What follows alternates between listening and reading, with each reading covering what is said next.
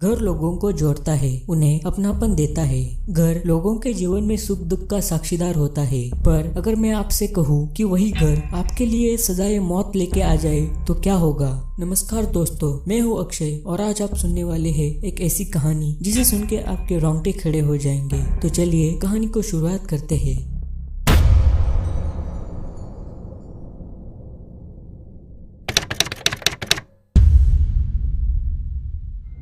सूरज और समीक्षा उनके काम के सिलसिले में पिछले 6 सालों से शहर में रह रहे थे, पर उनका घर और जमीन सभी गांव में था। सूरज के माँ बाप ने सूरज के नाम उनकी जमीन और घर कर दिया था। उसके माँ बाप 4 साल पहले ही इस दुनिया को छोड़ के चले गए थे। उसके बाद सूरज एक बार भी अपने गाँव वापस नहीं आया था। सूरज ने शहर में बहुत सारे छोटे छोटे कर्जे लिए थे, जिन्हें चुकाते चुकाते वो टूट सा गया था। तो एक दिन उसे अचानक से ख्याल आया, अगर गाँव की तरफ जो जमीन और घर मेरे नाम पे है उसे अगर मैंने बेचा तो मेरे सारे कर्जे उतर जाएंगे। तो सूरज ने थोड़ी सी भी देर ना करते हुए एक वकील को बुलाया और सब बताया। जमीन खरीदने के लिए एक आदमी तैयार हुआ था, पर अचानक पता नहीं कैसे सूरज के मन में एक ख्याल आया कि अगर जमीन बेच ही रहा हूँ तो कुछ दिन गांव में जाकर बिताता हूँ, अपने माँ बाप की यादें ताजा करता हूँ। अपने माँ बाप को याद करते ही उसके आंखों में पानी आ गया और वो 2 दिन में ही गाँव जाने के लिए अकेला ही निकल गया।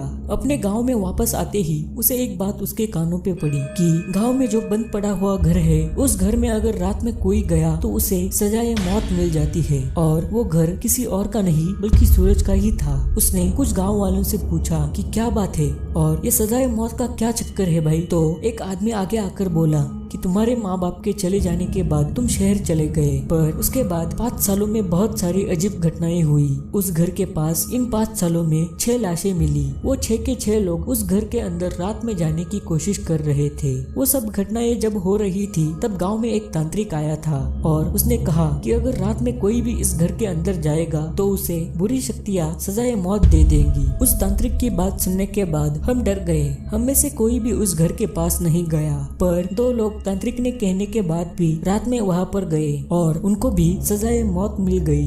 ये सारी बातें सुनकर सूरज थोड़ा सा चिंतित हो गया था। तो उसने गांव वालों से कहा कि मुझे उस तांत्रिक से मिलना है। तो गांव वाले सूरज को उस तांत्रिक के पास ले गए। सूरज जब तांत्रिक के पास आया तब तांत्रिक ने वही बात उससे फिर से कही कि रात में उस घर के पास मत जाना वरना सजाए मौत मिलेगी। पहले भी जिन्होंने मेरी बात नहीं सुनी थी उनको भी सजाए मौत मिली थी। तांत्रिक की बातें सूरज को अजीब लगी। वो वहाँ से गया और उसने सब पता होने के बाद भी उस रात घर के अंदर रहने का सोचा। दिन भर उसने घर की साफ सफाई की और रात में जब वो खाना खाकर हॉल में ही सो गया था तो रात के करीब 1 बजे उसे एक आवाज आई जिससे वो जग गया। वो आवाज ऊपर के फ्लोर से आ रही थी। वो बैटरी लेकर ऊपर के फ्लोर पर गया, पर वहाँ पर कोई नहीं था। वो फिर से नीचे के हॉल में आया। वो सोने ही जा रहा था कि किसी ने उसकी पीठ पर जोर से हमला किया। सूरज नीचे गिर गया। उसकी पीठ बहुत दुख रही थी। वो आदमी सूरज के ऊपर फिर से हमला करने ही वाला था कि तभी सूरज ने वहाँ पर जो ग्लास था उसे जोर से उस आदमी के सर पर मारा, जिससे वो आदमी थोड़ा सा लड़खड़ाया।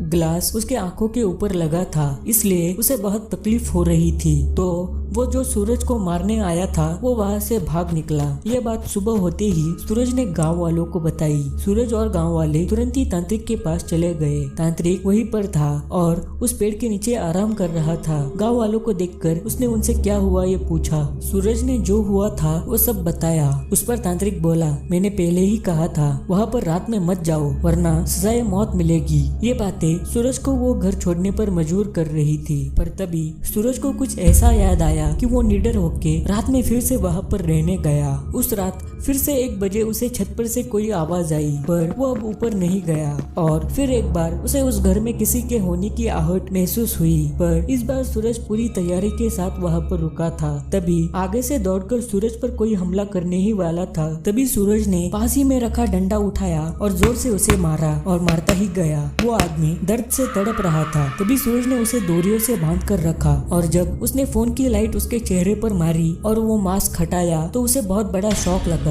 वो आदमी कोई और नहीं बल्कि वही तांत्रिक था। जब सूरज ने उस तांत्रिक से वो सब किस लिए और क्यों कर रहे हो ये पूछा तो तांत्रिक ने बताया, 4 साल पहले मैं शहर में चोरी चकारी करता था। एक दिन मुझे चोरी करते हुए पकड़ लिया था और पुलिस स्टेशन में ले जाया गया था। तो वहाँ पर मुझे आप दिखे। आप किसी काम से पुलिस स्टेशन में आए थे और आपने पुलिस से तब कहा था कि गांव में मेरी जमीन और एक घर है जो 1 साल से बंद पड़ा है। तभी मैंने तांत्रिक बनके इस गांव में आने का प्लान बनाया था। मैं चोरी का सामान इस घर में रखता था, तो मैंने गांव वालों को सजाए मौत की अफवाह पर यकीन करने पर मजबूर किया। इसके लिए मैंने 4 खून भी किए हैं, ऐसा तांत्रिक ने कहा। उस तांत्रिक की बातें सुनकर, यानी कि उस चोर की बातें सुनकर सूरज ने तुरंत ही पुलिस को बुलाया और उस चोर को पुलिस के हवाले किया। 4 खून करने के जुर्म में उस चोर को सजाए मौत मिल गई और उस गांव से सजाए मौत की वो बात भी उस चोर के साथ चली गई। उसके बाद सूरज ने वो घर और जमीन बेचने का ख्याल अपने दिमाग से निकाल दिया और उसने शहर में जो फ्लैट था वो बेचकर अपने सारे कर्जे चुका दिए और गांव में अपनी पत्नी समीक्षा के साथ खुशी खुशी उस घर में रहने लगा। तो दोस्तों, ये थी आज की कहानी अच्छी लगी हो तो वीडियो को लाइक जरूर करना, अपने दोस्तों के साथ शेयर भी करना और अगर मेरे चैनल पर नए हो तो चैनल को सब्सक्राइब करके बगल वाला बेल आइकॉन याद से दबाना। मैं मिलता हूँ आपसे किसी और नई हॉरर स्टोरी के साथ, तब तक के लिए अलविदा।